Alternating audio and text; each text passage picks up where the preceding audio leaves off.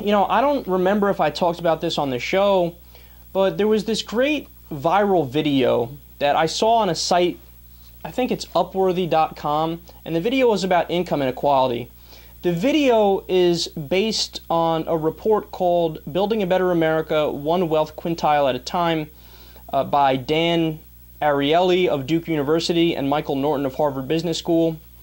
And basically, what the video does is it describes in detail the level of income inequality in the United States of America.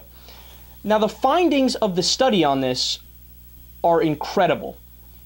So, Americans thought that the richest 20% of society control about 59% of the wealth. Now think about that. I think that's a reasonable level, right? Where, if you had to take an educated guess or just a guess, that seems to be somewhat close, right? Where if you ask people in a poll, hey, how much of the wealth do you think the top 20% has? They say 59%, right? We live in a capitalist country, but maybe we're a little out of whack in the sense that the rich have a little too much, so they said 59%, right?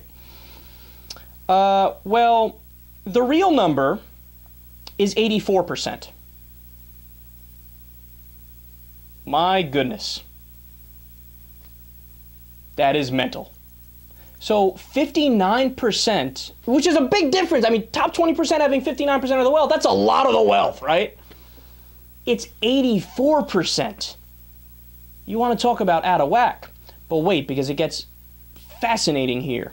When asked what the wealth dispersion should be, people said the top 20% should own 32% of the wealth. Now, that number is very telling, right? It shows you a couple things. Number one, obviously the American people don't agree with how incredibly out of whack the wealth inequality is right now. But number two, I think it shows you the American people are reasonable, right? I mean, look at what they're asking for. They're capitalists.